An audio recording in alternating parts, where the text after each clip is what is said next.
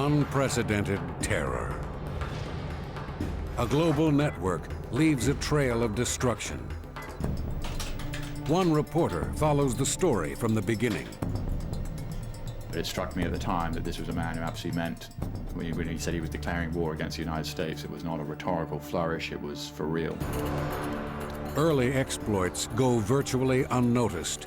It was an intoxicating victory for Bin Laden. Then more strikes, more killing. The hallmarks of Bin Laden's organization is to take a lot of time to plan out operations. Could we have known? Bin Laden is not somebody who just woke up one morning angry at America.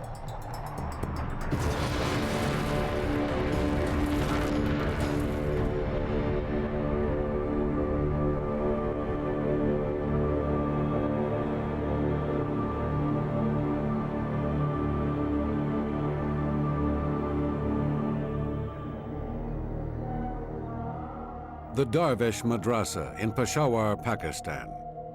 A place of worship, a place of learning, and a fertile recruiting ground for holy warriors. Every day, these young boys spend hours memorizing all 6,346 verses of the Quran. Their teachers believe they do not need to learn much more. They believe the Quran holds the ultimate wisdom for every human endeavor.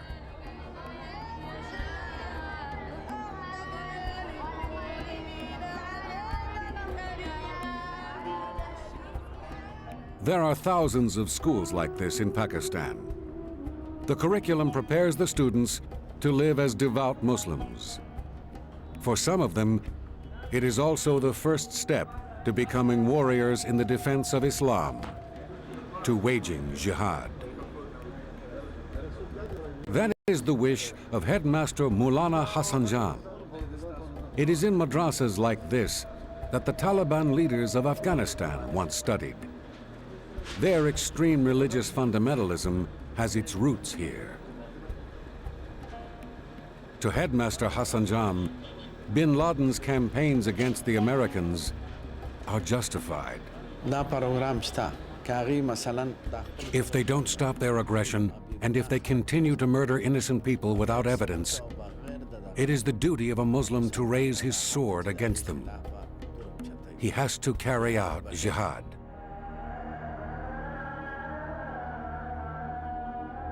The lessons taught in these sacred hallways have helped fuel Islamic extremism.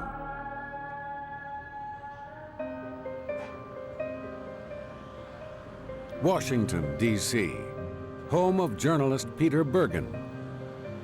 For over a decade, Bergen has studied Islamic extremism. Few have a deeper knowledge of terror in the name of Allah. Bergen was always interested in the Muslim world, but that interest was galvanized when he began to cover Afghanistan, an assignment that would lead him to Osama Bin Laden. When I went in 1983 to Pakistan to make a film about the Afghan refugees, it was sort of a life-transforming experience because basically it ignited an interest in Pakistan and Afghanistan, which basically has had a lot of impact on my life. Peter Bergen had found his calling. With every trip he made, he grew more intrigued by the land and its people, and he became increasingly aware of the power of militant fundamentalists. Then, after 10 years in and out of the region, he joined CNN as a producer. After the U.S. lists Bin Laden as a key financier of terrorism, Bergen sets out to arrange the first Western TV interview with him. But you don't find Bin Laden, he finds you. Peter Arnett, the correspondent for the piece, and myself and the cameraman went to Pakistan, and then we traveled over the Khyber Pass into Afghanistan. We arrived at the small town of Jalalabad, and we were then taken to a small hut in the mountains. It was March, it was cold, and we waited for Bin Laden to come. And then I calculated it was sometime around midnight. Bin Laden appears out of the darkness with his entourage, a translator. He seemed to be very serious, very committed. Of course, this was in 1997, so it wasn't clear just how serious and how committed he was. But it struck me at the time that this was a man who absolutely meant, when he said he was declaring war against the United States, it was not a rhetorical flourish, it was for real. One of his concluding statements in the interview was, we asked him what his future plans were, and he said, you'll read about them and you'll hear about them in the media, God willing. Peter Bergen begins a quest to learn who Osama bin Laden is and how his organization works. And that takes him back to an event 4 years earlier in New York City. On a blustery February day in the Big Apple, New Yorkers bustle about as usual. Shortly after noon, everything changes. Police and firefighters scramble to respond to an emergency that few would have dared to predict. Millions of Americans watch smoke billow from the parking garage beneath the World Trade Center. A bomb had exploded only minutes earlier. The blast kills 6 and injures more than 1,000. World Trade bombing, and that trial is continuing now. Take place tomorrow morning here in New York. Trade Center bombing, but investigators don't yet know who's behind it all. In the aftermath of the bombing, we were seeing people that we had never even seen before. So many people came on our radar screen. Many countries came on our radar screen because some of these people fled to Pakistan. So we're literally seeing snippets all over the world of activity, but we don't know what it means. The investigation zeroes in on a blind sheikh, Omar Abdel Rahman, the leader of hundreds of New York area Muslims, and investigators would later learn, an acquaintance of Osama bin Laden. When the FBI discovers that suspects in the bombing worshipped in the sheikh's mosques and were planning further attacks, agents arrest him. To angry protests.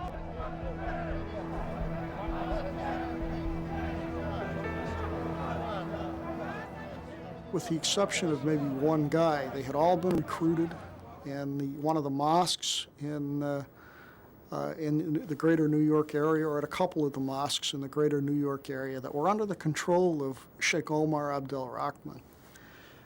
They went to Afghanistan, they were trained, they did their bit for jihad, and then came back into the United States prior to the 93 World Trade Center bombing.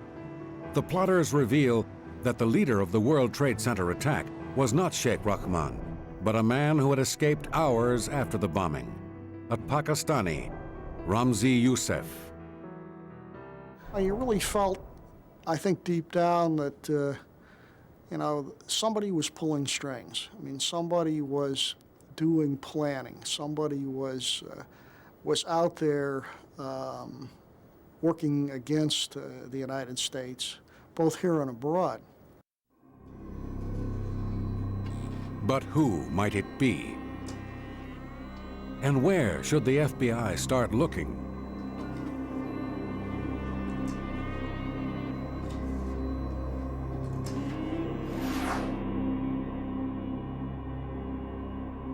The trail leads investigators to Peshawar, Pakistan.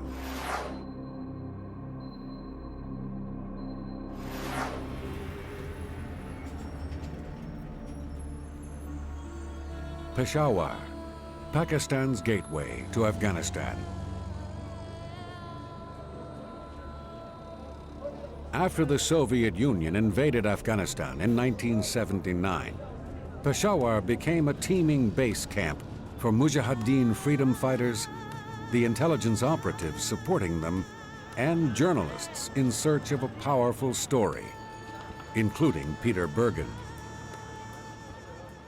During the 80s, it became sort of an Asian Casablanca, if you will. It was filled with spies and diplomats and aid workers and even a rich young Saudi called Osama Bin Laden. As Peter Bergen retraces Bin Laden's steps, he learns that in the suburbs of Peshawar, in the early 1980s, Bin Laden began to support the freedom fighters in Afghanistan. He set up guest houses, hostels and outfitting operations for Arabs intent to join the Holy War in Afghanistan. Here, Bin Laden began his career as a secretive financier of jihad. He risked his life And he gave his money very generously to the Afghan Mujahideen, to the Afghan widows, orphans. And I think that he was truly involved in the Afghan jihad. By 1986, Osama bin Laden was not only a financier, he had also become a fighter. He established the Al-Ansar training camp in Afghanistan. At Al-Ansar, men from throughout the Muslim world received hands-on training for the fight against the Soviet infidel. With weapons and ammunition bought by bin Laden, the volunteers learned the basics of guerrilla warfare, which the Afghans had already perfected in 7 long years of war.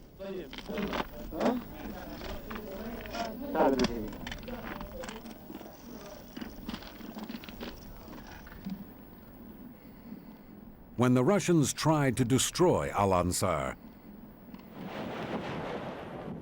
bin Laden had the chance to prove himself as a leader of jihad.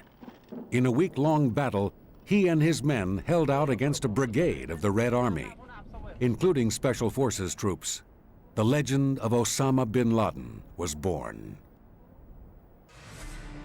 One of the few to recognize Osama bin Laden's growing reputation was the Egyptian filmmaker Issam Deraz. He was very polite and very human touchable, you know. If you meet him, in few minutes you will like him, and you feel he's a good brother for you and a good friend of you, and you didn't feel that he is the leader or he is very rich. Anybody can sleep near him and eat in, you know, the same plate.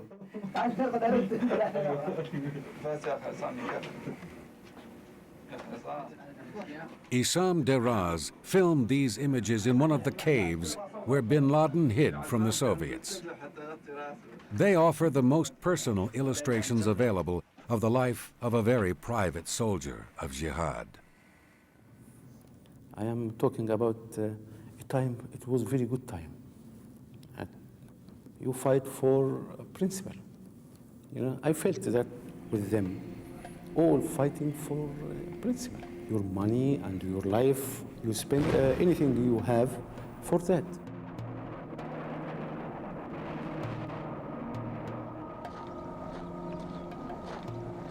I not agree with him in the last time. I don't like what happened. When the Soviet-Afghan War finally ended with the Russian withdrawal in 1989, Osama bin Laden, like many other holy warriors, was emboldened. He had helped to defeat a superpower and was ripe to launch new campaigns. After the conflict, we had Osama bin Laden, the warrior king, with his followers, and he wanted then to have a worldwide jihad and help Muslims in any conflict in which they were involved, in Eritrea, in Algeria, in Somalia, in Bosnia, in Chechnya. But in particular, there was no enemy, no major enemy at this point. And part of the genius of a destructive charismatic is to focus all of the attention on one sole enemy. So who was to take the place of the Soviets?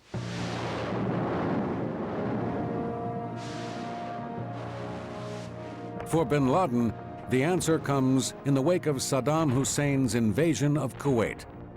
America leads a war against a Muslim country, Iraq. The most of Arabs felt that the Gulf War, all the Gulf War, it was planned from America to come to occupy Gulf area. The Allies stationed most of their troops on sacred Saudi soil. Most infuriating to radical Muslims, even female soldiers are based near Islam's most holy place, Mecca. For bin Laden, this was, in his mind, infidels, quote, trespassing on the holy land of Saudi Arabia. armed US American men and women arriving in uniform in the Holy Land, as far as he was concerned, was a real insult to Islam. Christian soldiers, modern-day crusaders to many Muslims, celebrate Christmas in the birthplace of Islam. The symbolism of these images to Muslims worldwide was lost on most Americans, but not on Osama bin Laden. I think it's important to understand that bin Laden is not somebody who just woke up one morning angry at America. He has a set of fairly coherent political views that are not uncommon in the Middle East. For instance, opposition to US troops being placed in Saudi Arabia, opposition to US bombing campaign against Iraq, these kinds of things. Where he differs, obviously, is that he's advocating the use of violence to fulfill his political goals. But his views are not exceptional in the Middle East. These feelings are aggravated by what many Muslims see as the senseless slaughter of Iraqis retreating from Kuwait.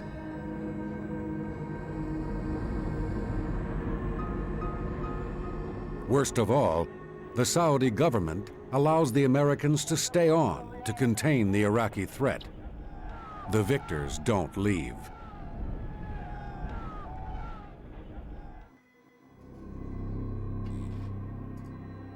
But bin Laden does not begin by taking his jihad to Americans in Saudi Arabia. Instead, he turns his attention to Africa. Mogadishu, Somalia.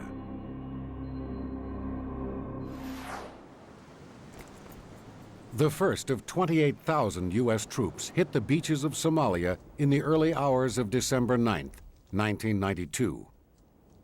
In a media circus, a horde of Western cameramen greet the U.S. Marines. The first moments of what is supposed to be a humanitarian mission are broadcast live all over the world. For Osama bin Laden, it is just another invasion of a Muslim country.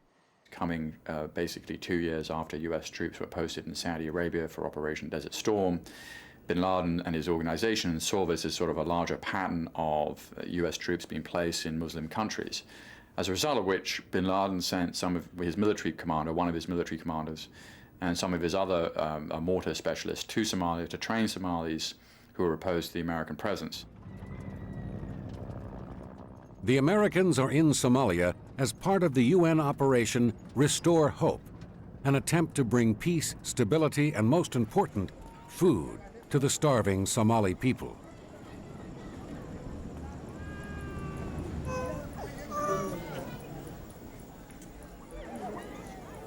Feeding the hungry proves much more difficult than expected. Armed bands, controlled by local warlords, interfere. The UN decides to patrol Mogadishu to prevent the gangs from seizing the relief shipments. But the local militias put up a strong challenge, and it becomes clear that to do its job, the UN will have to disarm them. It decides to arrest the most powerful warlord, Mohammed Aidid.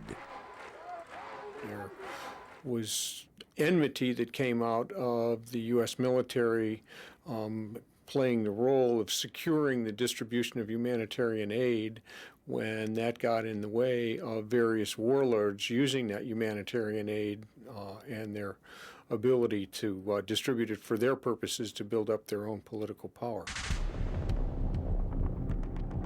An American sting operation attempts to arrest 2 top lieutenants of Mohammed Aidid, who reportedly are meeting near the Olympic Hotel in Mogadishu.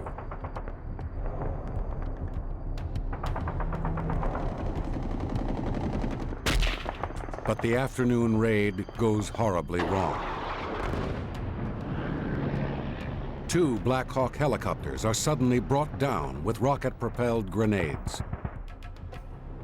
U.S. Rangers and elite Delta forces get bogged down in a pitched battle that lasts until the next morning. 18 American soldiers die.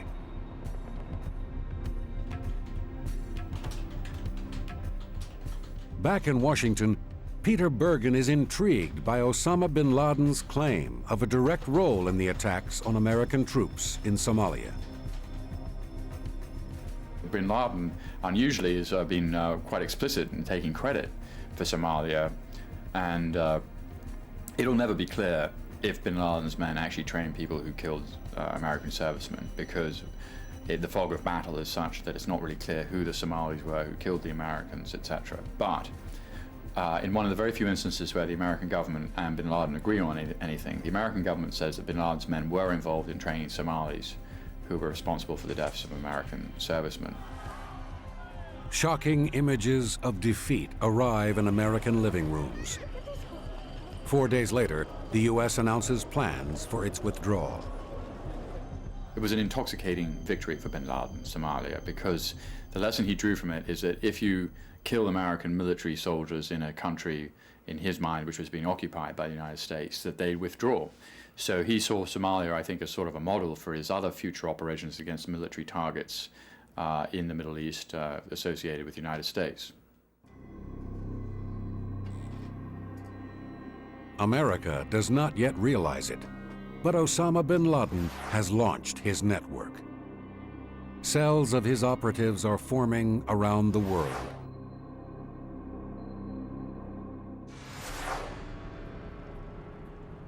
Manila, the Philippines. The FBI's pursuit of the ringleader of the 1993 World Trade Center bombing has grown cold. But investigators are about to get a lucky break, here at the Josefa Apartments in downtown Manila. This police officer will break the case open. I was the night duty officer at that time. At around 11:15, we received a call that there was a fire going on at Josefa Apartment. It appears to be routine. Aida Farascal and her partner are dispatched to check it out. We meet a Pakistan national at the stair of the ground floor, and he told us nothing is no problem. We are just playing firecrackers. Not quite. Farascal and her partner become suspicious. When we entered the room, I saw the big particles somewhat like salt, and then a big kettle with liquid. When I moved my eyes toward the direction of the divider, I saw a big box containing chemicals. A bomb factory. And there's a plan to assassinate the Pope, who was about to visit the Philippines. Investigators also find ID cards. Some of them belong to none other than Ramzi Youssef, the leader of the 1993 World Trade Center bombing, who investigators would later link to Osama bin Laden, has gotten away. But the work of the Filipino police leads the FBI back to Youssef's trail. 1 month later, he would be arrested more than 1,400 miles away in Pakistan. Filipino police do arrest and question a Youssef accomplice, and the FBI gets what would be vital clues on bin Laden's network. It was a treasure trove of information for us in that, first of all, we knew after the initial investigation, it was clear Ramzi Youssef had been there. Secondly, he had left his computer notebook. On Youssef's hard drive, investigators find much more than a plot to kill the Pope. Other documents, codename Bojinka, reveal an ambitious plan to simultaneously blow up 11 American jetliners. And that was not all. The plans would indicate that as early as the mid-90s, they were already exploring the possibility of using planes as missiles to target buildings. That was revealed in the plans in Upland Bojinka. So could investigators in Washington have already known about terror plots involving airplanes crashing into symbolic buildings? Here's what I recall. One of the guys, during debriefings, he indicated that he, one guy, had it in his head to fly a plane loaded with fuel or explosives into CIA headquarters in Langley. It's still very unclear how much information U.S. agents had, much less understood, about plans to turn commercial airplanes into fuel-laden missiles. During the mid-90s, you have the bombing of the World Trade Center, and you also have the Ramzi Youssef plots to hijack multiple airliners and perhaps to fly a plane into CIA headquarters. So you have a lot of the elements of what we finally saw on September 11th in place, in terms of at least plans. But also by then, you've had a number of members of Bin Laden's al-Qaeda organization living in the United States. And not just living in the United States, enlisted in the U.S. Army. Fort Bragg, North Carolina.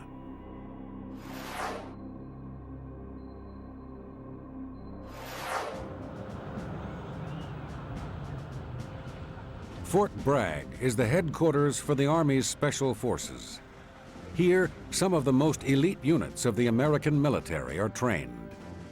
The 82nd Airborne Division and the Green Berets call Fort Bragg home.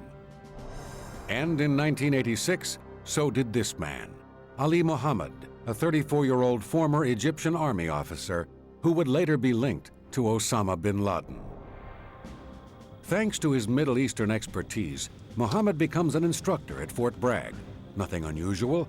The U.S. Army employs many such regional specialists to prepare its troops for combat overseas. But Ali Mohammed's superior officer, Lieutenant Colonel Robert Anderson, grows suspicious immediately. He didn't only want to be an instructor in our unit. I think he wanted to get some kind of intelligence, any kind of intelligence that he could use for whatever reason. I thought he was clearly a very, very dangerous individual. At Fort Bragg's Special Warfare Center, Ali Mohammed teaches U.S. commandos what to expect if they are sent to the Middle East. This rare videotape of Ali Mohammed shows him participating in a panel at the Special Warfare Center.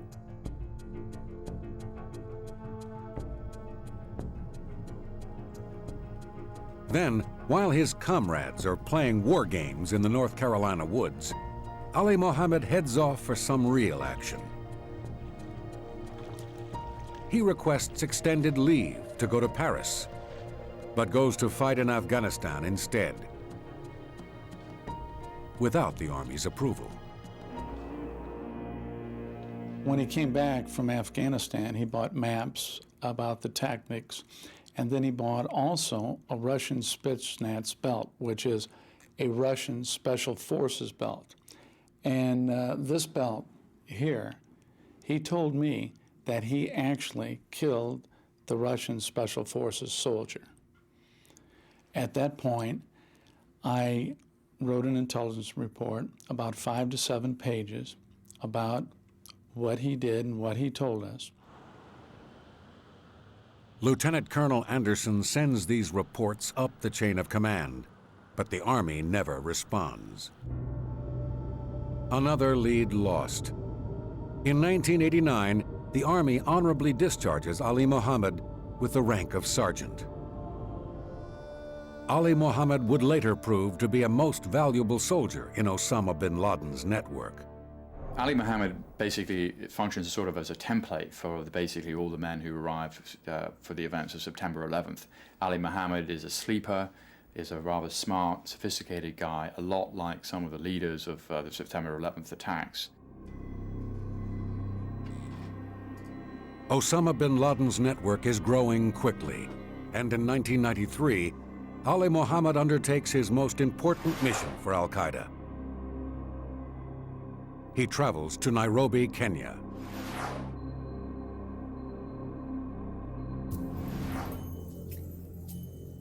Nairobi, an African metropolis, far from America and far from the concerns of most Americans.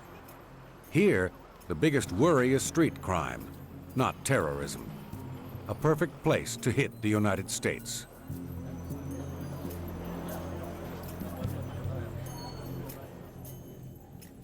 Ali Mohammed arrives in Nairobi to scout out a vulnerable target, the U.S. Embassy at the corner of Haile Selassie and Moy Avenues.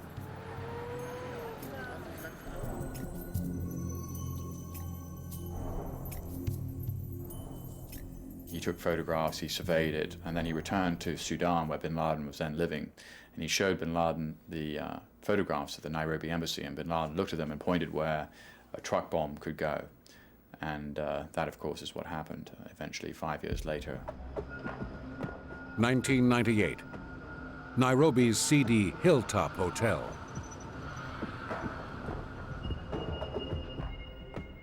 After years of planning, members of al-Qaeda's Kenyan cell meet. Also arriving in Nairobi are two men summoned to carry out the bombing of the U.S. Embassy. One of the would-be martyrs is Mohammed Rashid al-Ohali. One of the plotters in the bombing attack not only had never met Bin Laden, but he'd never heard of al-Qaeda, which is Bin Laden's organization. So what it shows to me is, in a way, how the organization works, a pyramid structure with Bin Laden at the top, sort of the CEO, chief executive officer, if you will, of the al-Qaeda organization, under which are various committees which make decisions about military affairs or political or religious or media. And then his overall message is sort of disseminated down to lower levels. But the people who actually implement some of this stuff have never met with Bin Laden and may not even be aware of his organization. On the morning of August 7th, 1998, after the most senior al-Qaeda officers have left the country, the two suicide bombers prepare to fulfill the mission. They set out at 9:45 a.m. Mohammed al-Ohali climbs into the passenger seat of a truck laden with TNT. When they got to the embassy, he jumped out of the truck in order to try to intimidate the guard of the embassy to lower the barrier so that he could drive the vehicle down underneath the embassy, explode it, and have that pancaking effect of the floors of the embassy would suffer many more casualties. Instead, what happened was when he got out there, he realized he didn't have his pistol. He threw a stun grenade at the guard. Moments later, the bomb explodes. There was a blinding flash. The glass all blew in. I was on the floor. I don't know whether it was my innate survival instincts that got me onto the floor or whether it was the blast from the bomb that put me on the floor, but I was down there on the floor. And I thought I was dead. The carnage is horrifying. Almost 5,000 people are injured. More than 200 are killed. 12 of them Americans, the overwhelming majority Kenyans. At that point, I felt the world had come to an end. I hated myself for surviving because it was so traumatizing, it was so painful. Just minutes later, a second bomb at another American embassy in Africa, Dar es Salaam, Tanzania. Clearly, the ability of this organization to strike two embassies almost simultaneously, they were about 500 miles apart, indicated a degree of sophistication that was very serious. So that we knew that we had a major challenge ahead of us to begin to take on this organization. The FBI arrives and undertakes what would become the largest overseas investigation in its history. Al-Qaeda has now demonstrated it is fully operational. The United States was obviously aware of bin Laden for a long time, but I don't think they truly appreciated his capability as a terrorist, as a leader, as providing the inspiration, the guidance, and perhaps some of the planning on a multiple front attack. But one thing did not go according to plan. Among hundreds of victims that check into Nairobi hospitals that day is Mohammed al-Ohali. At the last moment, he turned his back on martyrdom and tried to run away. He walked in and we didn't get a name from him because of the rush in dealing with large numbers of people. We attended to his wound on his back. And we did think maybe such a wound could have been brought about by running away, or having your back to the explosion, maybe running away. To Dr. D'Souza's surprise, the patient refuses to utter a word. I had some doubts about him after we'd released him, maybe when I went home. And I discussed the day's events with my wife, and she pointed out that, doesn't that sound a bit odd, that he didn't speak any language. 5 days after the bombings, FBI agents arrest Mohammed al-Awhali.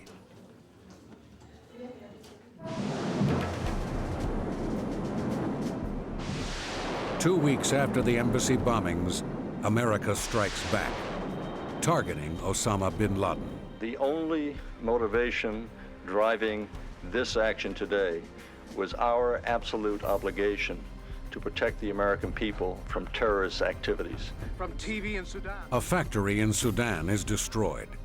The U.S. claims it made components of chemical weapons. Civilians will be home away from the attack. And we must be prepared for a long battle. But it's high time that those who traffic in terror learn they too are vulnerable. And the president's spokesman. America is beginning to realize this battle will be costly. They're going to continue to threaten Americans, and they will very likely at some point take more lives. If our embassies, which is a symbol of America overseas, could literally be destroyed with such seeming ease, then I felt that this was something that could happen anywhere, that could even happen in the United States. A bin Laden camp in Afghanistan is also hit, but American cruise missiles missed their real target, bin Laden himself. The strikes against bin Laden in August of 1998 were a failure on many levels. First of all, they were a military failure because they didn't kill bin Laden, which was obviously their intent, whatever people said about it. Two, one of the strikes was against what was supposed to be a chemical weapons plant in Sudan, which was in fact fairly obviously a pharmaceutical plant. And finally, it was a public relations disaster because bin Laden turned from a marginal figure in the Arab world into a global celebrity.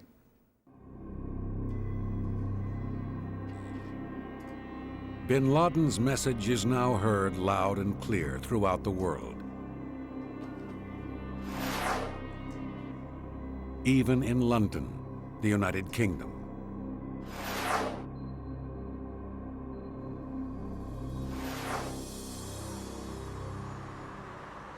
April 2001. At a hotel in a northern suburb of London, a meeting of one of the most radical Islamic organizations, al-Muhajirun. Its members endorsed bin Laden's call to drive the infidels from Arabia. But they also believe the struggle between the West and the Muslim world should not stop there. Al-Muhajirun wants a worldwide Islamic state. What we are calling for is to open that border between Pakistan and Afghanistan, make it one land, make it one state, and from there it will move on.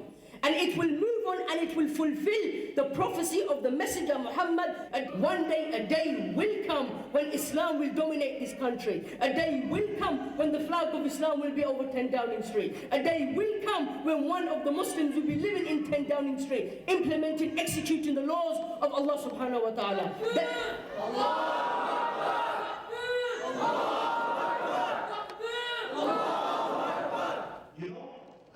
Before September 11th, groups like this met openly in many parts of the world. Now, their leaders are under increasing scrutiny. It happened that USA and UK foreign policies, it is really atrocity and aggression against Islam and Muslims. That's the way we see it. Maybe you don't see it like this way because you never was a victim. You never was yourself really somebody whose his family been killed in South Lebanon or in Syria or in Iraq because of the bombing, by F-16, whether Israelis or American forces. You never was. Al-Muhajirun claims to have sent hundreds of men to fight for Islam. No, we should be thinking about what Allah says in the Quran, that the East and the West belong to only Allah subhanahu wa ta'ala. And He has put us as His appointee to ensure that we do that. As a superpower, if you start to use your muscles and your weapon and your power to preach, what you believe to the other nation, you will decline. I think USA did the same mistake now. So communism is dead, capitalism is dying, Islam the way for revival. While the vast majority of Muslims in London would not want all-out war against the West, al-Muhajirun does appear to tap into an ancient well of emotion.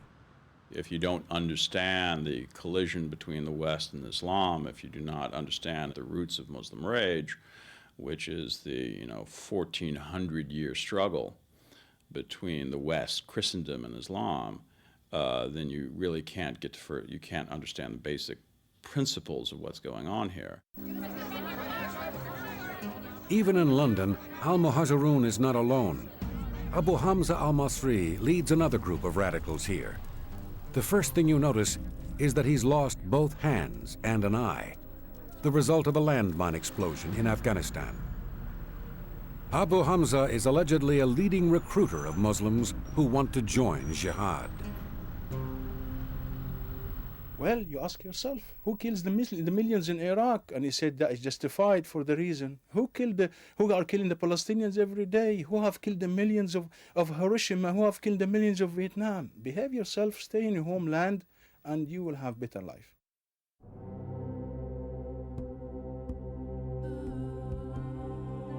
It's no empty threat. A secret French intelligence report. The document names Abu Hamza and the leader of al-Muhajirun, Sheikh Omar Bahri Mohammed, as key figures in the militant Islamic movement. Al-Qaeda is an army without uniform. Al-Qaeda is an army without even a common language. There's a common philosophy, a common belief system that may bind the various cell groups of al-Qaeda together from all over the world. From a law enforcement perspective, this is probably the biggest challenge that has been faced in the last 200 years. December 1999. America readies to greet the new century. Only a stroke of luck prevents Osama Bin Laden from spoiling the party. Port Angeles, Washington State. A border crossing in the northwestern corner of America. The ferry from Canada arrives twice a day. U.S. Customs Agent Diana Dean is there to meet the evening boat. We were cold and tired, but it was the last ferry of the day, and then we were off for the night. And it was a light load on the ferry. There were only 20-some cars, I think, on the boat. And it was the last car off the ferry, and he came to my line. At the wheel, a young man from North Africa. And I noticed that he had BC plates, so I began to ask him normal customs questions, and he became very, very agitated very quickly. Then, Agent Dean notices the man is beginning to sweat, despite the bitter cold. We started looking a little closer. We kind of had tunnel vision because we were thinking drugs and white powder. But after we got over our tunnel vision, we noticed an olive jar.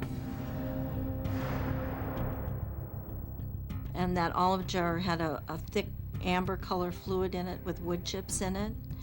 And there were some other little ibuprofen bottles that had other white powder in it. And there were some timers.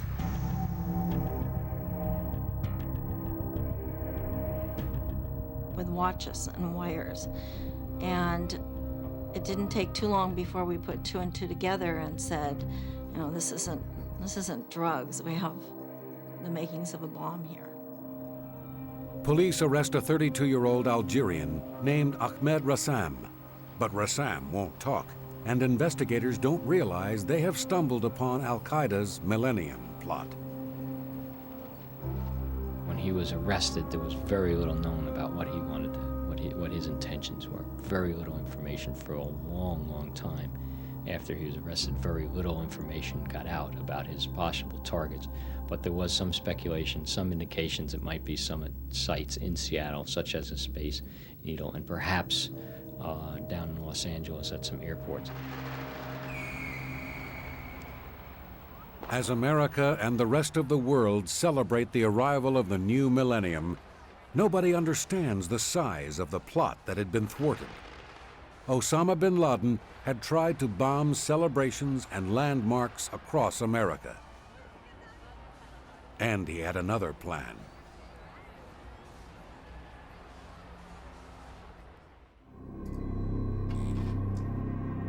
Bin Laden intended to unleash one piece of his millennium attack in a place he knows very well. The southern Arabian Peninsula, Yemen.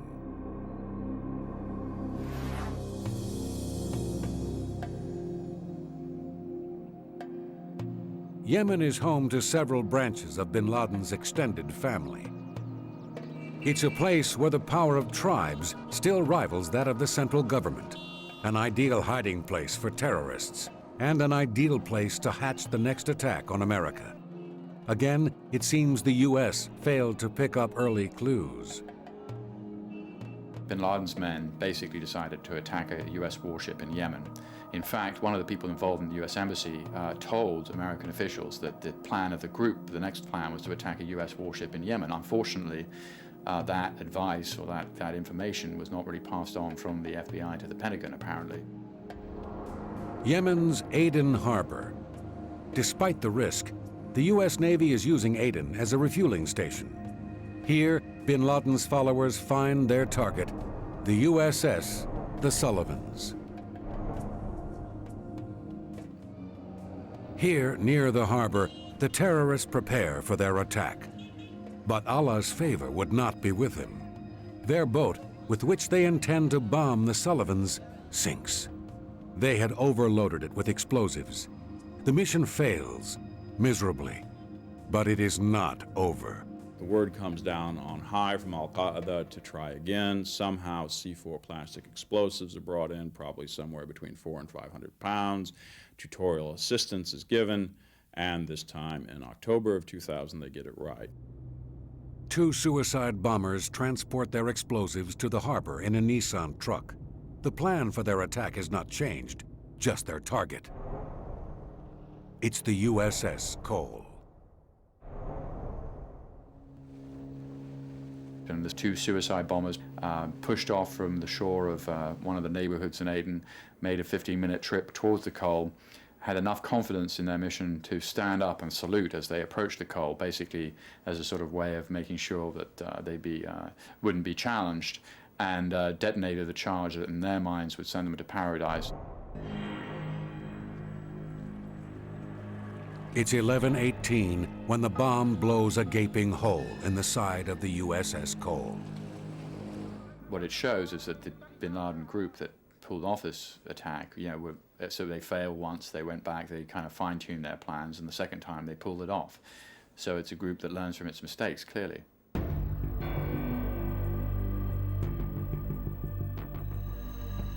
New York City, 9:06 a.m.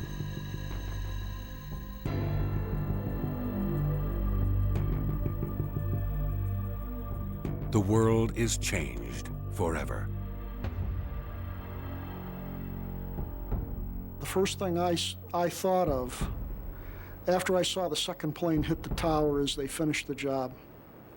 The job they'd started in '93 with the first bombing of the World Trade Center. Because remember, Yosef wanted to bring down one or both of the towers. So they, again, in my mind, sadly, they finished the job. It's hard not to wonder if we should have seen it coming. On September 11th, al-Qaeda activated its sleeper cells. On September 11th, those cells launched multiple simultaneous attacks on symbols of American power.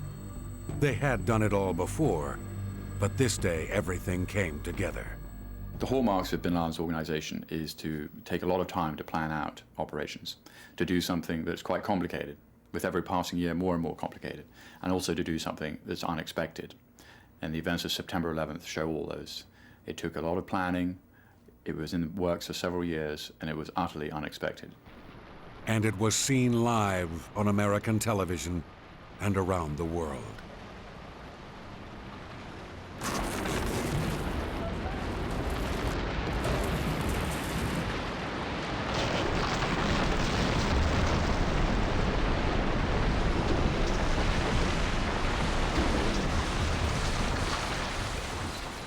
never underestimate the psychological impact of the symbol of American capitalism collapsing in a very dramatic way in front of the eyes of Muslims and Arabs, who are full of anger and hatred against America.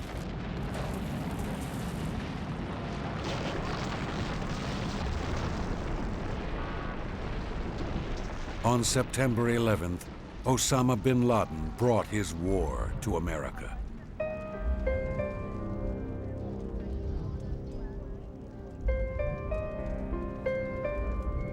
Now, one of the questions has to be, will he succeed in driving an eternal wedge between the West and the Muslim world?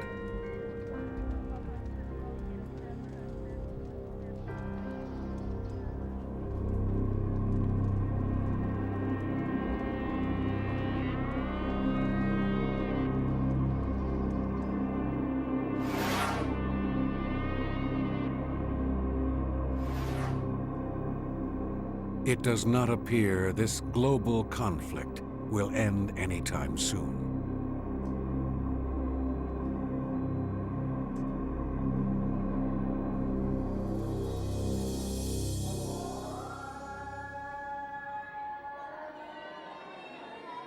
Back in the madrasas of Peshawar, Pakistan, the events of September 11th are applauded. Nobody should think of Muslims as weak. The weak will always overpower the strong one day. Russia was one such big power. They started a fight with the Afghans, and Allah, our God, destroyed them. And the pride of America and the bullying of America will also end. We will teach this lesson to America. Our advice is that you give up your stubbornness, review your policies, and think about how you use your power.